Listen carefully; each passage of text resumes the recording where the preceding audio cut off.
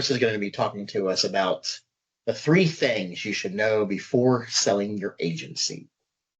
I think this is a great topic. Hopefully not hurt a lot of you because you want to keep your agencies and keep working with us, but that is always an option, right? Is selling your agency. I think it should be the ultimate option, right? Like, one of the things that I was going to say to Ian that I didn't get a chance to is I've been a soccer player my whole life, so almost 40 years that I've been playing in the UK. Are you a soccer player too, Marty? I am. No way. Okay, Yeah. cool. So, I've been playing for 40 years, and everybody that I've ever known who's gone on to play professionally or whatever, they're all retired now because I'm 44. I'll be 45 in 6 weeks. And so all the guys that I've known that have gone on to play professionally, they're retired. And what's interesting about or funny about the guys that I know that have gone on to play professionally is that they all say that one day you wake up and you don't want to wear shorts to work anymore. Meaning, like as somebody who never played professionally, I would dream of the day when somebody would pay me to play and to be able to play in front of a crowd and, like people who maybe one day would wear my jersey and stuff like that.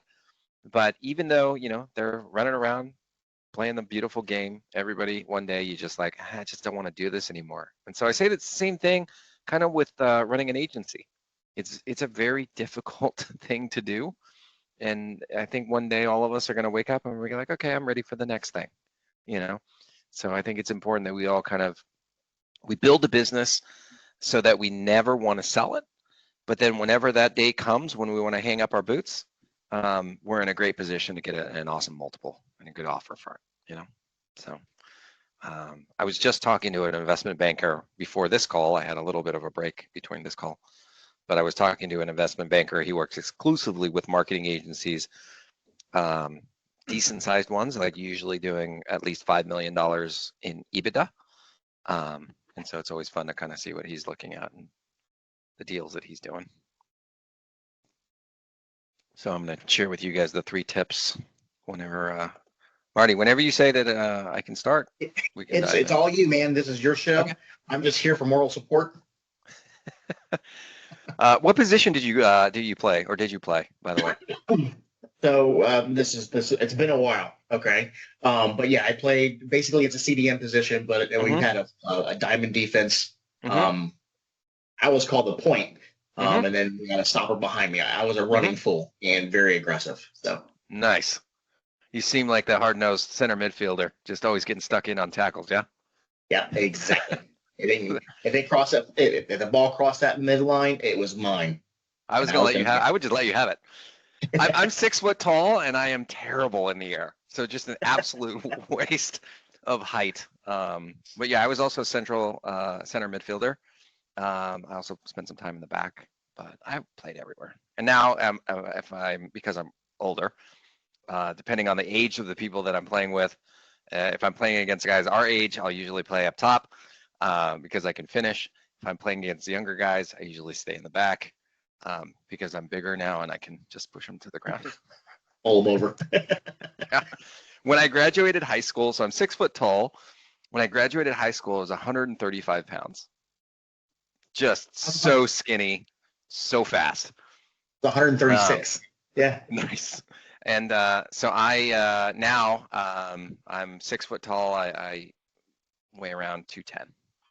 So, and I also I don't play that much soccer anymore. I do mainly Brazilian jiu-jitsu, but I still consider myself a soccer player. Yep. Are you doing jiu-jitsu too? I was. No way. Well, we got a lot to talk about. Yeah, we'll talk about that later. This is Chris and Marty's side conversation that we'll have after today.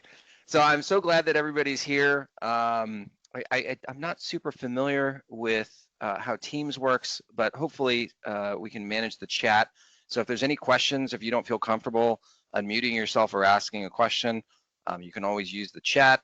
But please, as I'm going through these 3 things, if you guys think of anything, just ask away. You don't have to save your questions to the end. So a little bit about me. Obviously, my name is Chris. I run a company called Bloom, and I got my start in marketing way back in 2008. And so I started a soccer magazine. So actually, let me take a step back. So in 2007, I lost my dad to cancer. So he got pancreatic cancer. He was diagnosed December of 2006, and he died a month later, January 10th, 2007, 3 days before I turned 27 years old. So that rocked my world, right? And after that, I decided, hey, I'm going to have my first stab at running a business, and I started a soccer magazine, a print soccer magazine, way back in 2007. Without going into all the details, I made every mistake that you could possibly make, and I lost all my money, and that business failed within about 18 months, and I was like flat broke. So I had a bunch of debt too. So I had to get a job. Prior to that, I was working in sales, so I got another sales job. I started paying off my debts, and kind of trying to get my life back together, and of course, dealing with the grief of losing my dad. And so I fast forward to around 2009. I had this idea for a website, and I didn't know how to build a website. I didn't know anything about digital marketing. And so I asked my friend, or actually, I don't know if you guys remember this, but back in the day, like WordPress, remember they had like the sidebar, and they would always have like the search button at the bottom, and then it would say like powered by WordPress. So a friend of mine had built a website for his girlfriend at the time. She was like a fitness trainer or something. And so I saw at the bottom of her website this powered by WordPress thing. So I texted my friend and I said, hey, Amir, like, what's WordPress? Like, I need a website. Can you build one for me? And he's like, nah, like, you can do it on your own. You can figure it out. And I was so angry. I was like, man, like, why are you being lazy? Like, why can't you just help me? It's going to be so much easier for you. It turned out it was like the best thing ever because I was forced to figure out how to build a website. And so over the course of a weekend, I learned how to build a WordPress website for the very first time, not knowing anything. And it was just me and HostGator support. And I must have called them like 50 times. And I did find a video that walked you through how to build a WordPress website. It wasn't even on YouTube. It was on some random website that I just happened to find. And there was a video there. And so there was like 3 videos that walked you through how to build this website. And so, I started on like Friday night, and by Sunday afternoon, I had this disgustingly ugly website, but I had built it and I was very proud of it, right? So I kept building more websites for myself, just like side projects.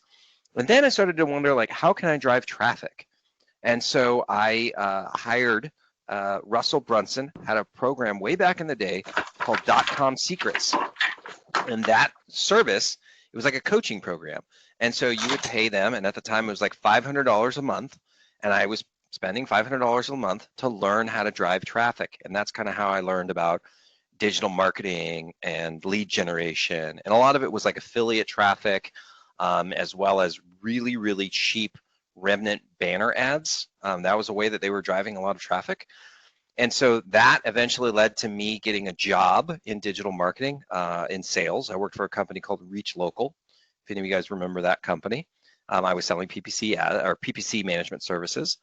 And that is where in 2012, I got the idea for my marketing agency. And so I started a marketing agency back then. I had a little team in the Philippines. I was moonlighting for the first year, got laid off from a job, and I was like, this is the sign. I'm going to go do my marketing agency full time. And so scraped by, just trying to make it work. I do not come from money. I did not have any magical connections to help me build the business. I was literally renting a room, just trying to like pay my bills and build this business. And eventually I moved from Los Angeles down to San Diego. And while I was in San Diego and I was spending all these late nights dealing with my Philippines team, I'm like, I wonder if I can build a team down in Tijuana, Mexico, right? Because it's right there. It's 20 minutes away. And I ended up setting up a company in Mexico, and I hired people, and I figured out how to find them and retain them and pay them and all this stuff. And I ended up growing my marketing agency from like around 50 clients, and we had at our peak, we had over 220 clients on retainer. So this is right around 2017, and going back to my soccer story, I was like, I don't really like, I don't want to wear shorts to work anymore. Sure, I'm tired of my agency. I wonder if there's something else that I can do. And I heard an interview of Russ Perry, who started Design Pickle. I don't know if you guys have ever used or heard of Design Pickle, but they were like one of the first companies to ever do this kind of like design as a service, like you pay a monthly fee and then you get unlimited design. So I heard this interview of Russ and I said, you know what, I wonder if I can do something similar for development for marketing agencies using my team that I had in Mexico. Because at the time, 2015, 2016, 2017, there weren't really any agencies that were using talent in Latin America or Mexico. I was kind of like one of the first ones. So I launched this company called Dude, and we were an unlimited design and development service for marketing agencies. And part of our value proposition was leveraging outsourced talent in Latin America, in Mexico. We launched that business, started getting clients, ended up getting a booth at the Traffic and Conversion Conference in 2018. We didn't have a lot of money, but we invested it was around like $10,000 or $11,000 to go to that conference. And we ended up getting about 400 grand just from that one conference. And then that kind of set us off. In 2021, we won an award, a Stevie Award for Minority-Owned Business of the Year. We got second place for Most Innovative Company under 100 employees. We ended up growing. We had over 100 employees at one point. Did millions and millions of dollars in revenue. And so Dude eventually turned into a consulting company because we had our clients that kept coming to us and they started asking us, like, how do we improve our SOPs? How do we build out our own hiring and training processes? How do we improve our profitability? And so we ended up getting clients that were hiring us just to show them how to run the business. They didn't want to have anything to do with our outsourcing product, which was really, really interesting. So in July of this year, we ended up rebranding the company. We completely ditched our outsourcing product, transferred all of our employees directly to our clients directly, and we basically rebranded our company, and now we're Bloom. Which is, so I like to say that Dude grew up and we became Bloom. And now we provide management consulting for marketing agencies. And so a lot of them will come to us and they're pretty good in terms of revenue. They're maybe a little bit stuck and they just don't know how to really run the business, but they do see this thing has potential where we could, maybe we could sell this thing for millions and millions of dollars, right? And that's where we come in and we show them how to do this. And so as I mentioned, like, I did not come from money. I don't have really like a business background. A lot of the things that I've learned and that I'm going to teach you guys today is through, me making mistakes, stumbling, and also having the opportunity to meet some really, really intelligent people that are way smarter than me, that have kind of taught me the best practices and how to grow and scale and sell a business.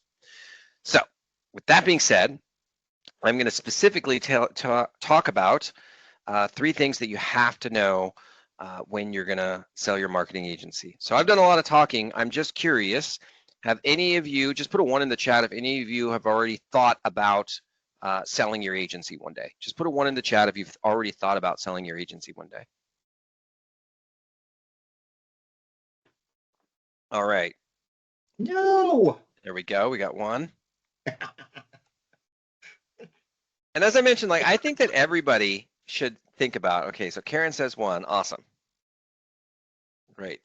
And if the rest of you guys are shy, that's totally okay. I would say that everybody should build a business that they can sell. Evan says 1 as well. Here's the reason, right? And this kind of goes back to my personal story with my dad. And so my dad at one point, my dad was an engineer. He had a business at one point in time. He had a little engineering company, and he was not a very good business person. He also had some not so great financial decisions that he made. And when he died, because he died so abruptly, there were a lot of things that like loose ends that he wasn't able to tie up. And when you run a business, if something terrible were to happen to you and you're not with us any longer, that business will become a burden to the other people that love and care about you. And it's the last thing that you would want them to worry about after you're gone, right? We want them to be able to grieve. So this is a little bit morbid, but the reality is that this business can be a gigantic liability for the people that you care about and yourself. So I always say build it so that it's an asset that you can sell one day. It's really, really important for you. I think that if you're not building a business that you can sell one day, whenever that day comes, it can be a year from now, tomorrow, 50 years from now. But if you're not building a business that you can sell one day, you're kind of wasting your time. Okay. So with that being said, there's 3 things that I'm going to cover about that you have to know about when you go to sell your marketing agency. The first one is like the least sexy one, and it's that when you go to sell the business, the number one thing that a buyer is going to look at are the numbers. They're going to look at your financials, right? So I was just talking to a guy 2 weeks ago. I was in Vegas for a buying and selling business conference. And a friend of mine, he sold his agency for $32 million. Okay. It's a nice payout, right?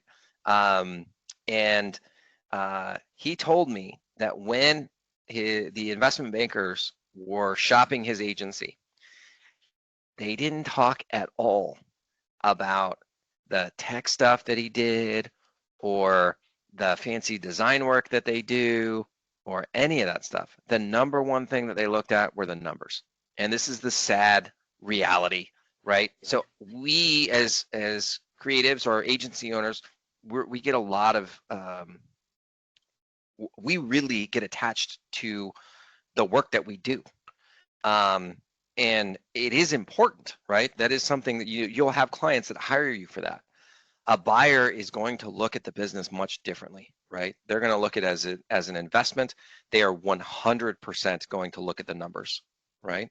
And right now, unfortunately, the multiples that we're getting for agencies, it's less than what it was like 2 years ago, right? So do most of you guys have a bookkeeper, by the way? I would say that's the first thing that you can do. All of you guys should have a bookkeeper that's doing your financials every single month, especially your P&Ls, right? So if you don't, find one that well worth it. So it used to be that if your marketing agency had under $1 million in EBITDA, right, that you would get around a 3 to 4x multiple. So if you were doing around, let's just say $500,000 a year in EBITDA, you would get maybe 1.5 to $2 million for that company. Okay. And there's some things that can impact that. It can be higher, it can be lower, but that's typically what you would see. If you were over $1 million in EBITDA, you would get anywhere from 5 to 7x. That's typically the range. That's changed. And now it's more like $2 million in EBITDA, and you can get 4, 5, 6x in EBITDA. So it's a pretty big difference.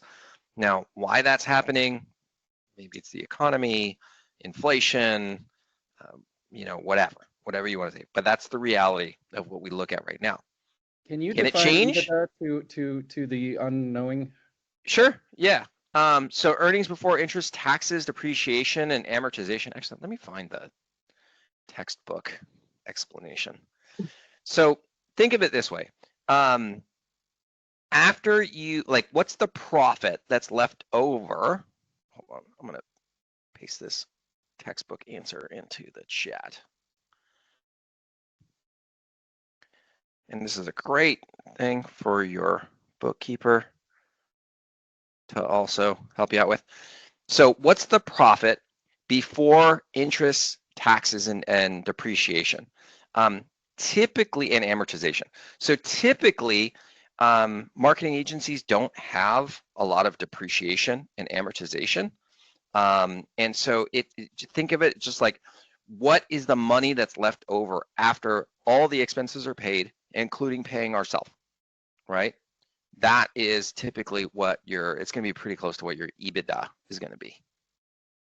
I'm not an accountant, so I hope I didn't give any legal explanation of that. But that's typically what it is, right? So if you, let's just take a marketing agency, let's say you do $50,000 a month in revenue, right? So you do $50,000 a month in revenue.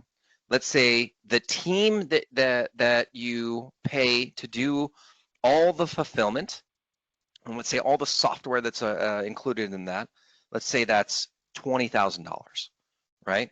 So that first line item is going to be your gross margin, okay? And then all the other expenses that you have to run the business, maybe that you have rent, there's your salary, maybe you have an account manager salary that's in there. There's software that you use to run the business. There's your bookkeeper.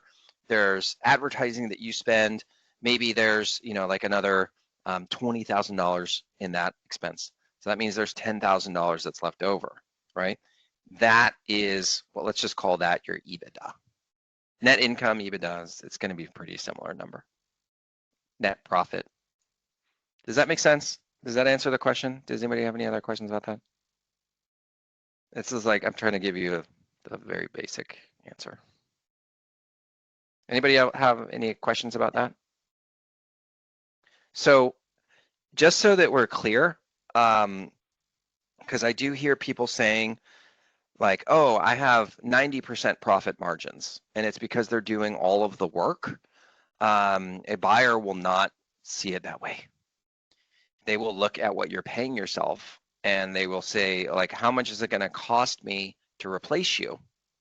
And then they'll value the company based on what was left over after replacing you with an employee, right?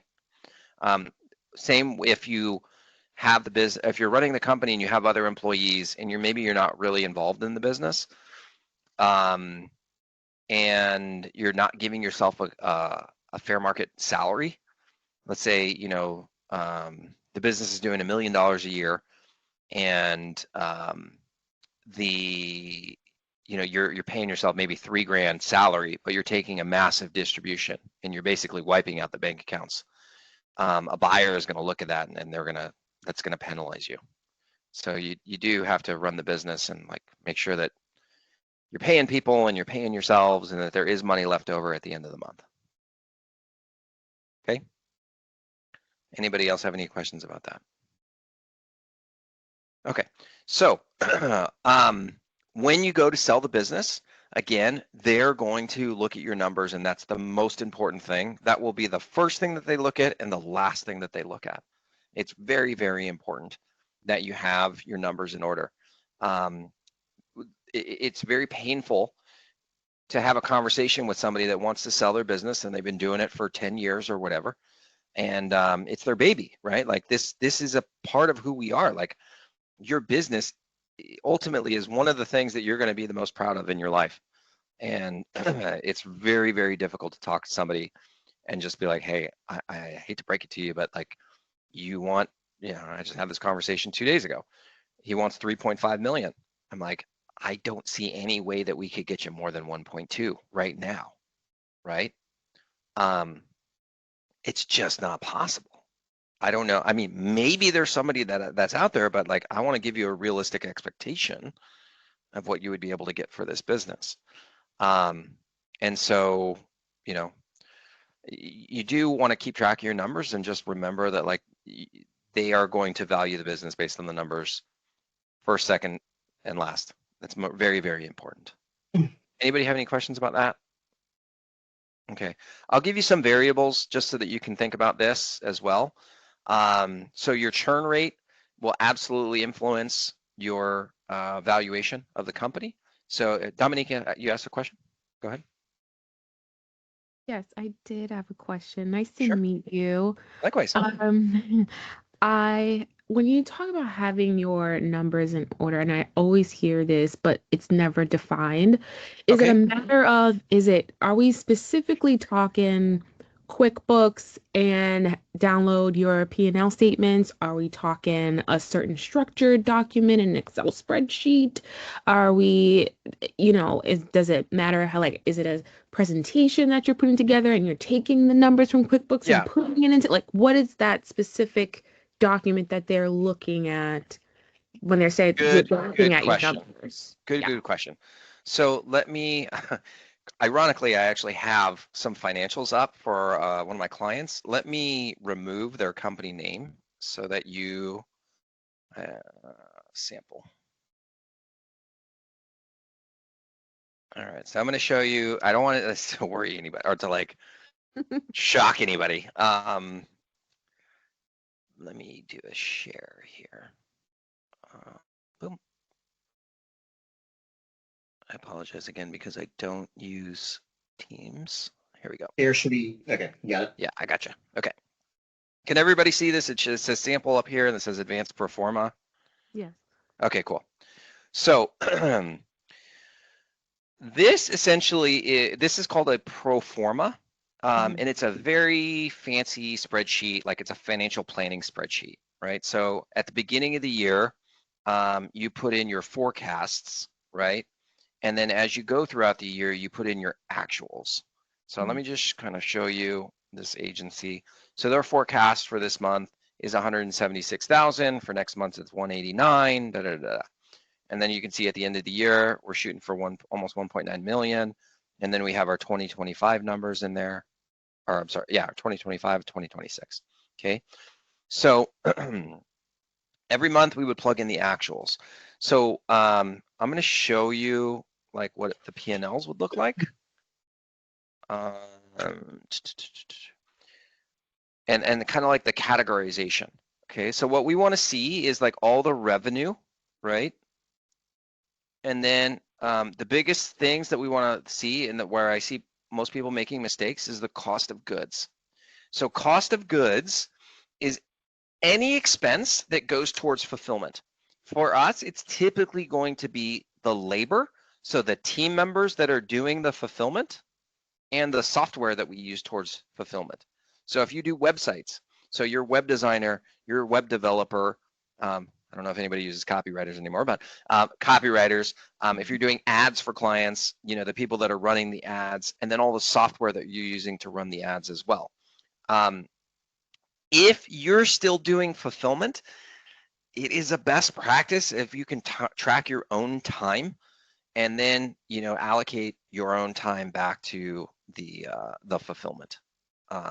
So this is kind of like an example. Like we get their P&Ls as a PDF, but then we upload it in here, and then we'll start classifying it as cost of goods. And then the other expense is operating expenses. Actually, before I move on to operating expenses, do you have any questions about cost of goods? No. Okay. Even this document, you're answering my question, so thank you. Okay, perfect. Yeah. So you can see here, if we look at COGS, so he's got images, right? So I'm assuming that those are images that he has to buy for like client websites or ads or something like that. SEO, this is probably outsourcing that they pay for SEO.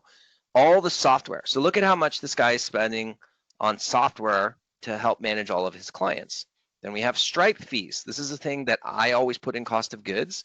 Like if we have monthly recurring billing and it's running through Stripe, they're charging us, right? 2.9%. That stuff adds up over time. It's painful to see that at the end of the year we've paid Stripe like $80,000. Website hosting, that's a cost of goods. Then he's got his contract labor. So that contract labor is people like designers, developers, those types of folks. It's got employee benefits, taxes, all those stuff. Okay. So after we've gotten all of our cost of goods stuff out the way, now we've got to look at our operating expenses. And this is the stuff that we spend to pay for the company to continue running, as well as like our leadership team labor. So a CEO, a COO, a CFO, head of HR, those types of folks are also considered operating expenses. So you can look at some of the category or some of the expenses that he has for operating expenses. Let's see. Supplies, I can only assume that that's like office supplies, telephone, PayPal fee, recruiting fees, salaries and wages. This is for the operating expense people. Travel, right? So travel to events, stuff like that. Dues and subscriptions, legal and professional, promotions, advertising, stuff like that, right? So this is kind of like, this is what you absolutely have to get. are put inside of your P&Ls and tracked properly. So is it essentially that when they're looking at the numbers, they're specifically asking for a pro forma document like this, or it just Oh, this is depends? okay. So this is a really good question. So they're going to look at your balance sheet. They're going to look at your P&Ls. They're also going to look for trailing 3 years. Mhm. So they're going to look at the financials, not just from this year, not just from 2023. They're also going to look at 2022. So P&L, balance sheet, cash flow statement, those are like the most important ones. Okay. So I know this is super boring, guys, and trust me, like I'm not an accountant. I went to college for sociology. I know this is super boring, but like it's important for us to know. We Yeah. can't have our heads in the sand and just say, "Well, I just didn't know," because in the end, we're the ones who are gonna suffer. And I'm like a huge advocate for the underdog because I always consider myself to be the underdog. The reality is that this financial stuff is really not that hard. They just put fancy names around it, I think, to keep people in the dark. It's really not that difficult.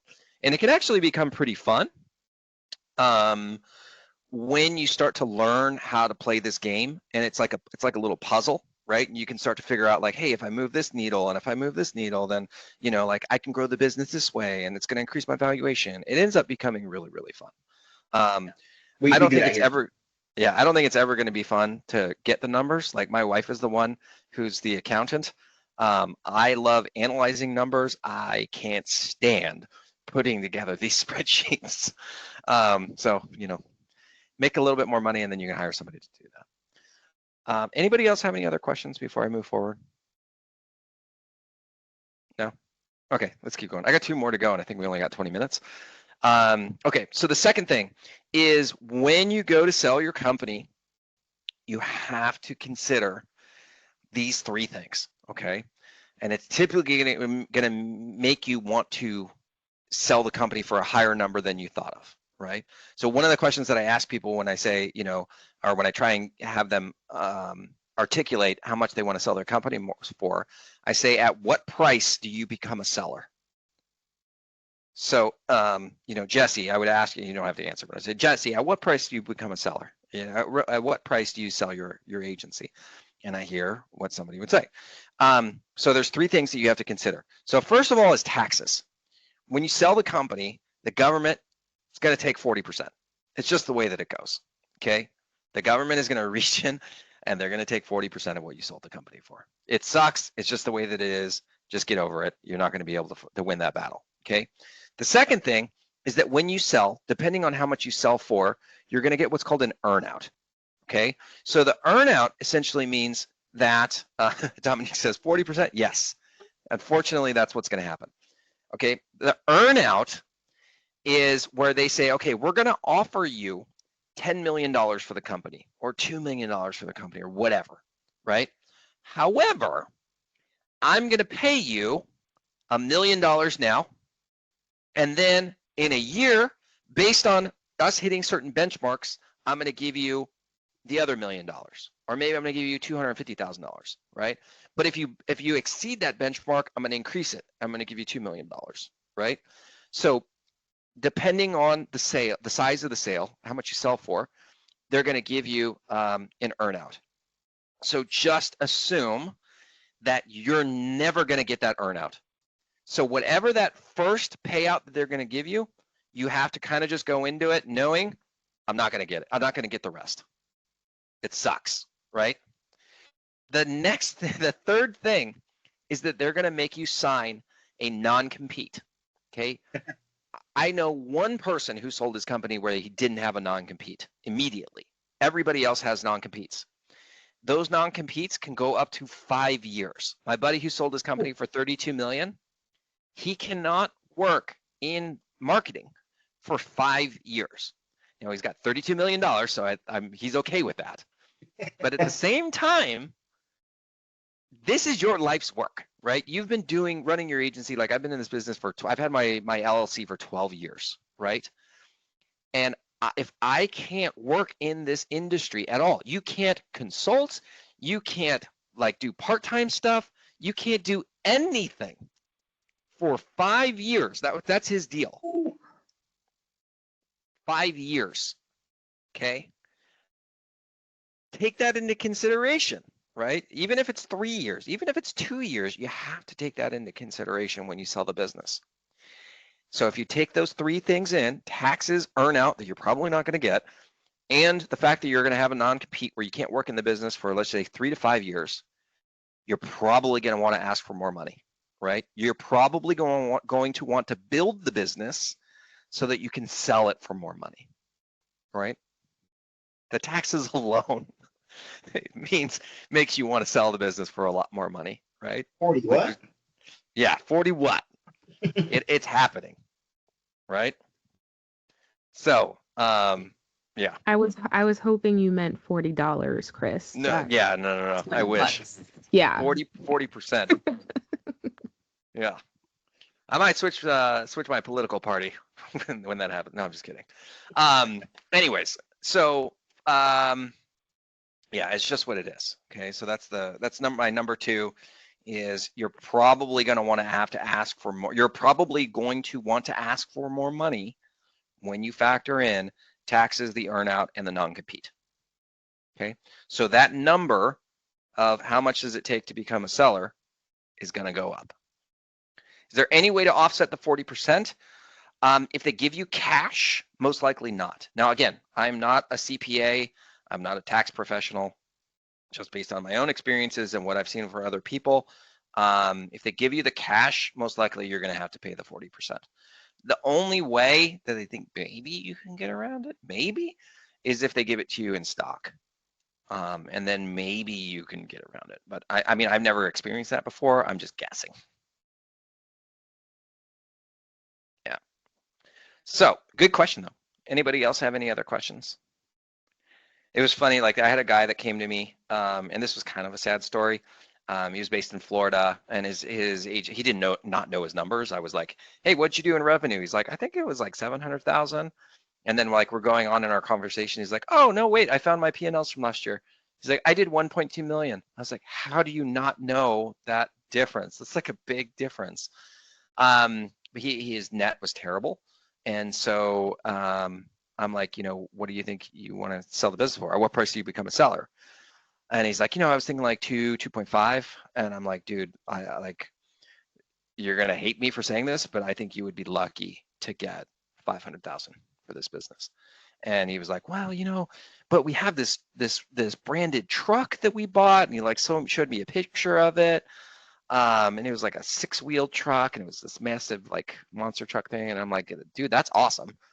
But nobody cares about that, other than you. It does not really add any value to the business.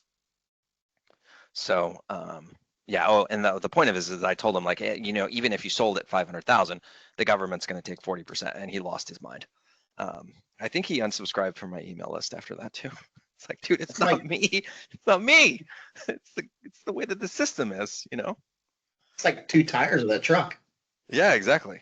Okay, so let's see. All right, so any more questions about my number 2? All right, so let's get to the third one.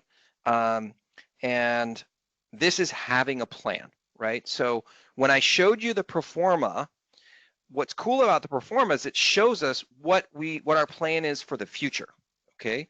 So a buyer, they want to see, if I buy your business and I give you $2 million or $5 million or $10 million, whatever, how am I then going to take this business and grow it so that I can get a massive return on investment? A buyer is not going to want to buy a job, right? They're going to give you money, and they want to buy, and they want to see their investment grow, right? So if your company's doing, let's just say $3 million a year in revenue, what's it going to take for me to get that to $20 million a year in revenue? And you, as the seller, have to be able to show that story, right? And that's where a tool like that pro forma can come in. So you can show them, hey, I have one. Actually, I'll give you a story. So there's a client that we have that's in New Orleans, and they want to sell their agency. They're doing about $3 million in revenue, about $1 million in EBITDA. They have a massive email database. They have never really been focused on sales. They've never really tried to get a lot of clients every single month. They have like one salesperson, doesn't have a quota, right? It's a family-run company, very profitable though, and they want to sell the business, right? And so part of the story that we have to tell is like, hey, if you come in and you have a sales team of 5 people, why don't you work this 20,000 person email list of people that have opted in to get our information that's on our newsletter? Work that email list. You can take it from 1 sale a month to 10 sales a month, right? Easily. That's, like 5 people getting 2 deals a month, right? And this is what the company will look like if you bring that team in and start selling more, right? That's the story that we sell about how they're going to get their money back. That's why we think our company is worth $10 million, right? So you have to tell that story. Don't expect the buyer to magically see that story. Their job is to tell you that your company is worth less. Your job is to sell them on why your company is worth more, right? And eventually you're going to meet in the middle, okay? I have another friend that sold his marketing agency. He was in, I can't tell you exactly the niche, but he was in the home improvement space, and he sold his company to a CRM. So there was a technology provider in their niche that wanted more of his clients. They also did not have a marketing arm. They didn't have a marketing team, right? And so they ended up buying my friend's marketing agency, paid him a very, very good multiple, much higher than the 6x that he should have been paid. And because they knew that with this marketing team, they would be able to grow that business, because on the CRM team, they already had a sales department and a marketing team that can go out in this big database of clients. And within a year, they took this guy's agency, which had taken him 5 or 6 years to build. They doubled the business in 1 year. Doubled it in 1 year, right? So that's why they paid him the great multiple on the agency that he got, right? So anyways, that's the point, is that like you have to paint the picture for the buyer as to how they're going to take your company, your asset that you built, and it can be so much bigger by doing X, Y, and Z. All right, those are my 3 things, guys. I don't know if anybody else has any other questions. Okay, Dominique, and everybody else, please ask me as many questions as you can. I'm an open book. Sorry, Chris. I am a questions kind of gal. Please. Okay, so you talked about the guy who's like, oh, I bought, this truck, and, as business owners, you think, oh, I've bought this asset, or I've bought this, even though it's really a liability, but you get the point. You've invested your money in these different pockets in your business, and you think that face value it matters, but really in the end it doesn't. And so I think about when people are talking about, oh, write your book and do this and create this podcast and trademark that. And so yes, what are those kind of things good investments to do in the end? You know what I mean? Perfect. Yes. Okay, so let's take the book and let's take the podcast, because those are 2 actually that the podcast can be very, very valuable. So I'll start with the book.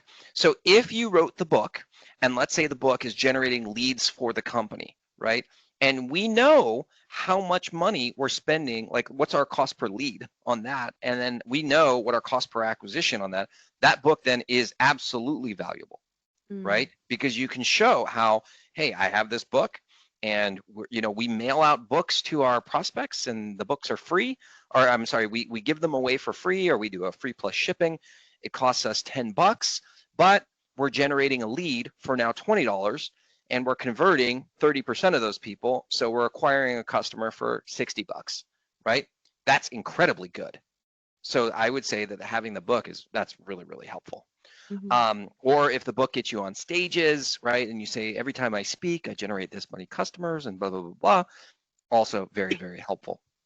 On the podcast side, and this is something that I think that if you don't have a podcast or some way to, some form of media right now, I think you need to, because all the agencies that I'm seeing or that we work with that are doing really well, they have some form of media like a podcast.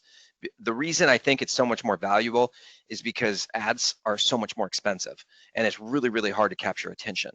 So we have a client that has a podcast in his niche. They've gotten over 2 million downloads through the podcast. That podcast is now also a revenue stream because there's other people like software providers that are paying him to advertise on the podcast, right? And I think he's making like $50,000 or $60,000 a month in ad revenue for the podcast, right? But the even ad revenue aside, it's a way that he's generating traffic to the website, and it's much cheaper than running a PPC ad or doing Facebook ads, or even creating content for your own social media. It's a much more cost-effective way to drive leads into the business. So those two specific things, as long as you can track some sort of ROI, it's worth it. That truck, let's just take the truck for example. Let's say that he had that truck and he parked it on a main road, right? And he actually did a good job of tracking, how many leads come through because of that truck. I mean, maybe it's like he sells it as it's a billboard, right? Yep. Maybe somebody would pay money for that. I mean, they're not going to give him money for the truck, but they would say, hey, this is actually helping us with revenue generation or lead generation for the business, and therefore it's worth continuing to pay the $1,500 a month or $2,000 a month or whatever the note is on that truck. Maybe you could use that, but I mean, him driving around in it to go get a Happy Meal or whatever, like that is not doing his business any justice. That's a good question. Is there anything else that you were thinking of though that like you had a question about? No, I just threw those things out there. Those Okay. are some of the top things that you hear consultants or experts share about the book or the podcast. And then just like, I have thought about that randomly at one time, but then when you brought up the truck, I'm like, man, how many business owners think that, something that they've invested in or bought is like, the bee's knees. But in the end, when you're having these selling conversations, they're looking at you like, we don't care, like, Yeah, so, and that's the sad part, right? yeah. Like you might have so much emotion invested in something, and the buyer, I just, I just want you guys to know that it's going to be pretty brutal and pretty cutthroat, and they're just going to look at the numbers. Honestly, unfortunately, that's the first thing that they're going to look at is the numbers, and they're going to start there. And if the numbers aren't looking good, it's probably not going to get much better for you. I do have one more question, but I'll wait until anybody else has another. Does anybody else have any other questions? I can stay on a few minutes later too. I think you guys are actually my last call for the day. And then we're going to go see Wicked and Gladiator back to back. And I'm excited. I haven't done that since high school. All right, Dominique, go for it. Okay, so I think it was last week, Marty, correct me if I'm wrong, but it was one of our previous meetings where we talked about, I think it was content creation or social media or something like that. Maybe been a call with Brent. I can't remember. Anywho, it was talked about being, this whole aspect or strategy of being the face of your agency in order to really propel your marketing forward. But in this particular case, like I feel like everything changes when you're selling. But anyway, that's why I'm asking. So what if the person or who's like founder or CEO or something is really the face of the business and it's being sold? Do the terms change? Do the values change because it's the person that they're really buying? Such a good question. This is such a good question. And I think this is where having somebody on your side to help sell the business can really make a big difference. Because when you look at, let's just take like one of the, the biggest company in the world, Apple, right? So like when you look at who was running Apple, I don't know, I still think of Steve Jobs, right? Did that hurt Apple's valuation? No, right? I see some of the like guru companies that are out there right now, and if that guru left the business, 100%, it would be worth nothing. And so I think it can go either way. I think as a small business owner, the reality is that we are going to be tied to that company, and that the brand is very much going to be tied to our personal brand. And I think that the people who are buying the company, they know that as well. It's not like it's a mystery, like they're going to question that. And so you kind of just have to negotiate on it. They typically know that when you leave, that you might lose up to 20% of the revenue anyways, because there's clients that know you and they're just hanging on because they like you, right? Okay. I know that I have clients right now, the same thing. It's like if I left, I know these people would leave. And so like it's not like the buyer is unaware of that. I think it just becomes a negotiating point. If it's me, I'm still saying like if you're under 10 million in revenue, I still think you have to be the face of the company. I think you have to do that. And when you look at the responsibilities of a CEO, even if it's a publicly traded company, like one of the things that they do is they are the face of the business. They are the ones who are, doing the press releases. And if there's a talk, like they have to go and give a big talk on the state of the company, stuff like that. So I just say, embrace it, be the face of the company. It's fine. Especially your face, Dominique. My face stays. All right. All right. Anybody else have any other questions? Yeah, I really enjoyed your questions. And if there's anybody that's nervous to ask a question, you can send me an email later, or send it to Marty, and then you can get it to me. I'm very open, and I try to be kind, like try to be a nice person. So don't ever think that you can't ask something to me. I'll answer, and I'll always be honest with you too. Thank you for coming out and sharing with us. That was nice. Yeah, absolutely. Happy to help. Can I give a little plug? I have an event that's coming up. Do you mind, Marty? Is that okay? Yeah. Okay. Have at it. So it's pretty short notice, but I do have an event coming up in San Diego in 2 weeks. It's called Agency Freedom Live. You can go to agencyfreedomlive.com and buy a ticket. I've got some pretty good speakers. We're going to be talking about a lot of the specifics of what we talked about today in more detail. Strategic planning, budgeting, the team, lead generation, sales, hiring and training. It's a 3-day event, so I'd love to have you all there. We're doing a Black Friday special like right now, so I think the tickets are 50% off or something like that. The general admission tickets I think are 50% off. So I'd love to see you there, and can hang out. And they're gonna. We have a really fun event that's planned on the first night. We're gonna do a speed networking event, so you can get to meet a bunch of other agency owners. There will be alcohol involved in that event too, so if you're a little bit shy, just have a couple of shots of something. Everything will be okay. Awesome. Well, it's great to meet everybody. Thank you so much. Yeah, Chris, thank you so much. It was a pleasure. We can talk forever, I think. In the email I sent out, I sent you the email too. I CC'd you. So they all have your email address. Perfect. Is that okay? Okay. Oh, absolutely. No, as I mentioned, like you guys can email me for anything. Like I'm an open book. Okay, perfect. All right, so guys, if you want to contact Chris directly, you have his email address. It's in the email that I sent out for a reminder for this meeting here. Chris, great information. I appreciate it. I know Mike is going to be sorry he wasn't here. Because it would have been a little smoother. Mike, right? he's the younger, uglier version, right? He's okay. But yeah, great information. Yeah, Mike's gonna watch this recording and go, dang it. So I don't know. Maybe he'll reach out to you. Maybe you'll see if you want to come back or whatnot. Yeah, right? Anytime you guys want to have me back on, just let me get through my event first. Yes, sounds so good, many yeah. little details that we have to get always through. Fun. Thank you. Yep. All right. Thanks, everybody. Thank you very much, Chris. Appreciate your time. If you need anything from us as well, just reach out, man. Right on. We appreciate Thanks, guys. Take care. Thank you. Bye-bye. Bye, everybody.